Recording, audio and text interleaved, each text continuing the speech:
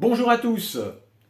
Surnommé le fléau de Dieu par les populations terrorisées de l'Empire romain, pourtant habituées aux invasions barbares depuis le IIIe siècle, Attila est resté dans les mémoires comme l'un des conquérants les plus redoutables et fascinants de l'histoire. Roi des Huns de 434 jusqu'à sa mort en 453, il a réuni sous sa bannière une mosaïque de tribus nomades pour bâtir un gigantesque empire s'étendant du Danube jusqu'aux portes de la Gaule.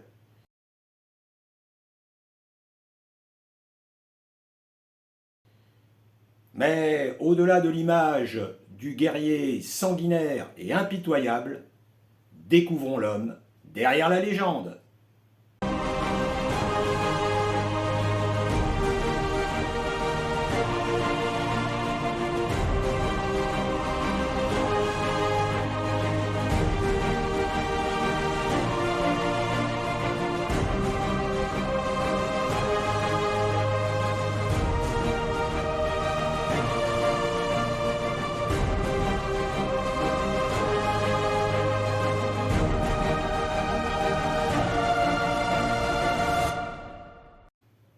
Originaires des steppes d'Asie centrale, les Huns sont un peuple de nomades, sans cesse à cheval. Ils vivent d'élevage, de chasse et de viande séchée. Très imprégnés de spiritualité, ils vénéraient Tangri, une divinité suprême incarnant le ciel bleu, mais aussi les esprits de la nature, et pratiquaient le culte des anciens. Ils s'en remettaient énormément aux chamans pour guider leurs décisions politiques ou militaires. Pourtant, les Huns n'étaient pas dogmatiques. En intégrant d'autres peuples à leur empire, ils leur laissaient la liberté de culte.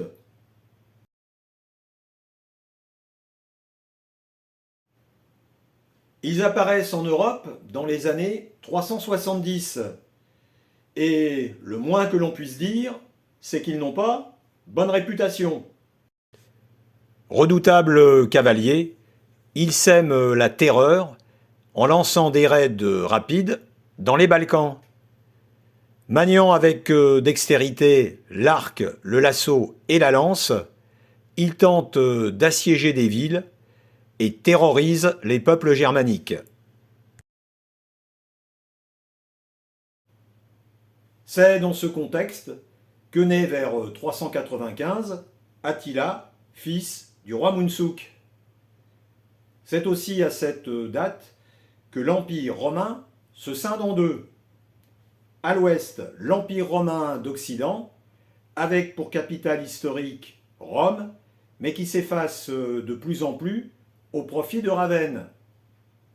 Et à l'est, l'Empire romain d'Orient, avec Constantinople comme capitale.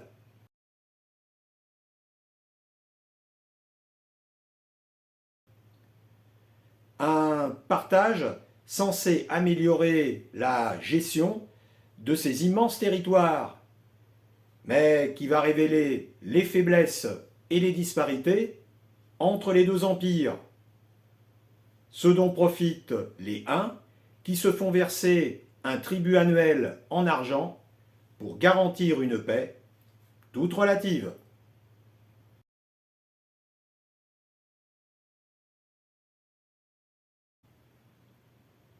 En gage d'amitié forcée, on envoie chez les Huns des jeunes gens de bonne famille pour maintenir le lien entre les deux cultures et qu'on appelle paradoxalement des otages honorés. Parmi eux, un certain Flavius Aetius, un jeune homme de 15 ans qui est envoyé en Pannonie chez Rouga, l'oncle d'Attila. Il découvre avec surprise les mœurs et coutumes de ce peuple bien éloigné des siennes, comme faire faisander de la viande crue sous la selle d'un cheval, s'enivrer de lait de jument fermenté et terminer leur beuverie par des combats singuliers à la hache.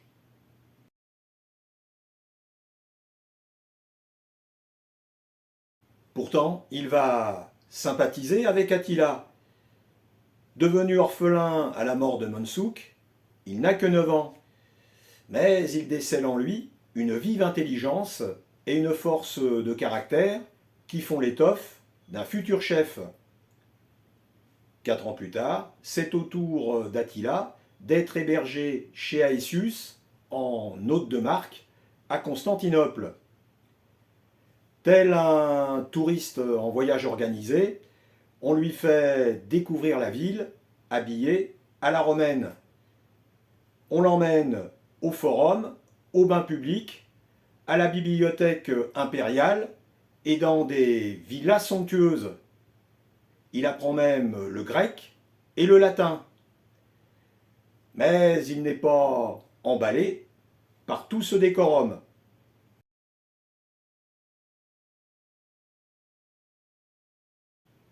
Et quand il rentre chez lui, il a développé un sentiment de haine et de mépris pour ces gens qu'il juge corrompus et débauchés, et considère cette vieille civilisation comme faible et décadente.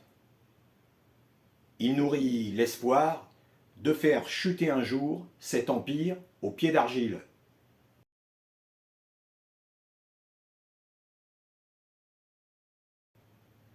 Lorsque Attila devient adulte, sous le règne de son oncle Ruga, les Huns sont devenus une grande puissance.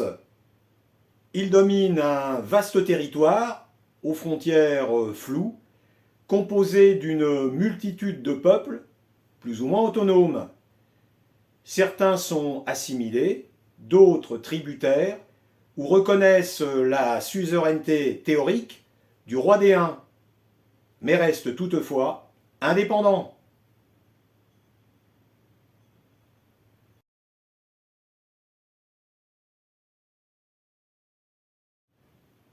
L'imagerie populaire occidentale a souvent dépeint Attila comme un géant sanguinaire ou un monstre, ce qui a donné beaucoup de représentations picturales assez fantaisistes au cours des siècles.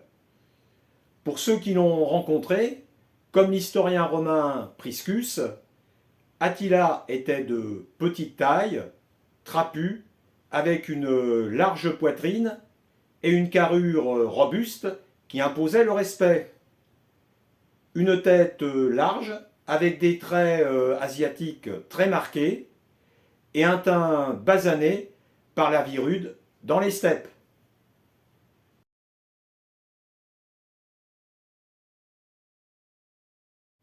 En 434, à la mort de Ruga, Attila et son frère Bléda deviennent rois et se partagent le pouvoir, une pratique courante chez eux appelée diarchie.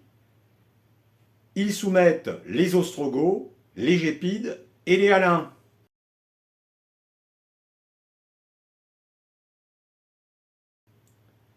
En 445, Bléda meurt dans un accident de chasse. Enfin, un accident, faut le dire vite.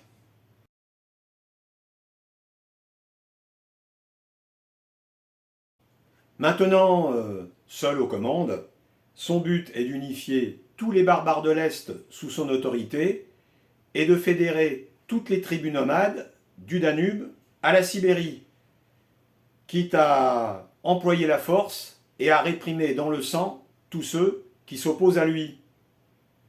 Une force qui, bizarrement, s'exprimait dans la sobriété. Alors que ses généraux affichaient de l'or et des pierres précieuses, Attila s'habillait de tissus simples, mangeait dans des plats en bois et refusait tout luxe.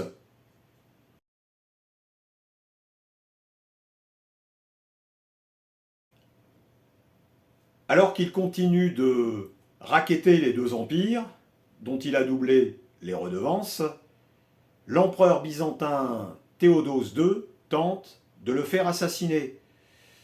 Mais les tueurs envoyés auprès du roi des Huns sont arrêtés, torturés et exécutés. Cette tentative manquée va lui donner le prétexte d'attaquer l'Empire d'Orient.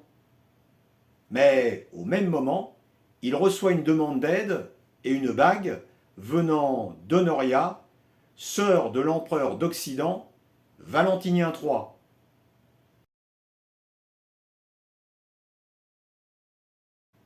Compromise dans une liaison avec son chambellan, que son frère a fait assassiner, il veut la marier de force à un sénateur âgé. En échange de son aide, et pour se venger, elle lui propose le mariage, qui lui donnerait des droits sur la moitié de l'Empire.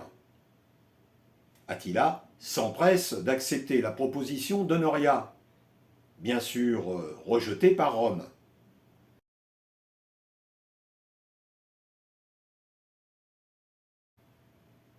Voilà donc notre barbare devant un choix délicat. Qui de l'Empire romain d'Occident ou de celui d'Orient doit-il attaquer? Finalement, c'est la mort de Théodose II qui va décider de son choix, car le nouvel empereur, l'énergique général Marcianus, ne veut plus payer le tribut habituel, et qu'il est prêt à en découdre si le Hun veut venir le chercher. Devant la détermination du successeur de Théodose, il se tourne donc vers l'Occident, et plus précisément la Gaule, le grenier de l'Empire, plutôt que de descendre directement vers le sud.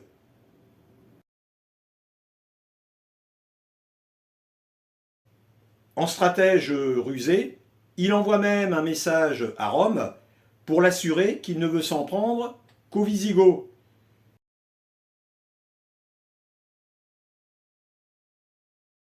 Tandis qu'il fait parvenir le message inverse à ceux-ci, affirmant que Rome est son seul ennemi. Au printemps 451, les Huns franchissent le Rhin sur des ponts de bateaux près de Mayence. C'est une armée d'environ 50 000 hommes, accompagnés de leurs familles et de lourds chariots.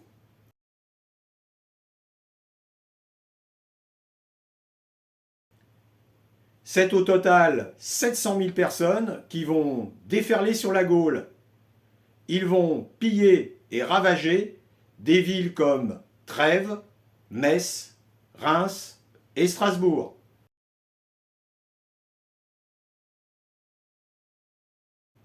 Il aurait soi-disant prononcé la célèbre phrase « Partout où mon cheval passe, l'herbe ne repousse plus ». Même si on la doit plutôt à Chateaubriand, elle reflète bien les destructions et la mort semées par les envahisseurs.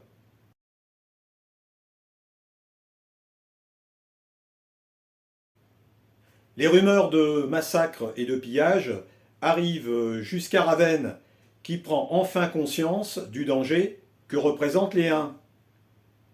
On va alors nommer, pour le repousser, le seul homme qui le connaît, Flavius Aetius, devenu général, qui a l'habitude d'employer les Huns comme mercenaires.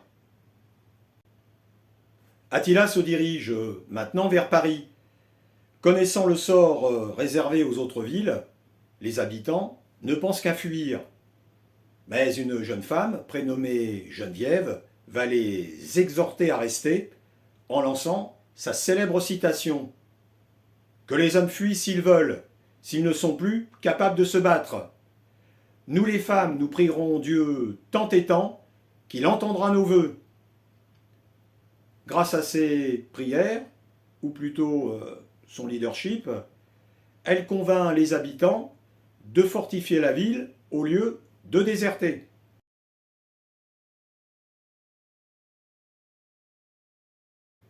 Devant leur résistance, il renonce à assiéger Paris et poursuit sa route vers Orléans, place stratégique sur la Loire, qu'il décide d'assiéger. C'est marrant parce que ça me dit quelque chose.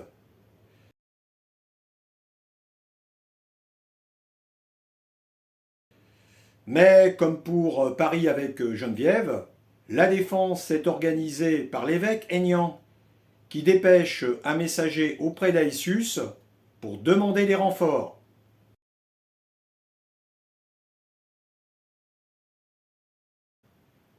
Alors que la ville s'apprête à tomber, l'armée d'Aïsius, accompagnée de ses alliés wisigoths, menée par le roi Théodoric, arrive in extremis sous les murs d'Orléans.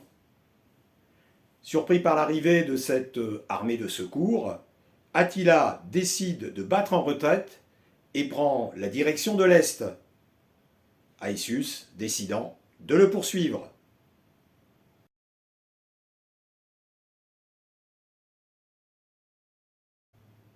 Finalement, quelques semaines plus tard, il le rattrape dans un endroit appelé les Champs Cataloniques, près de Châlons en Champagne.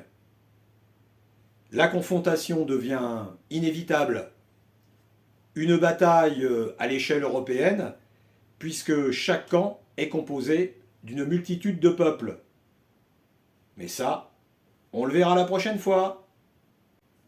Voilà pour cette première partie sur Attila. Merci à vous de m'avoir suivi. Bonne fin de vacances. Et avec moi, continuez l'histoire. Salut! Voilà pour cette première partie sur Attila. J'ai mon chien qui en a marre.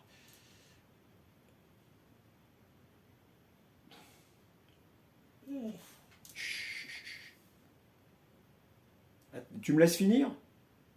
Attila est là! Attila est là! Des uns comme moi, il n'y en a pas deux. Je suis le fléau de Dieu.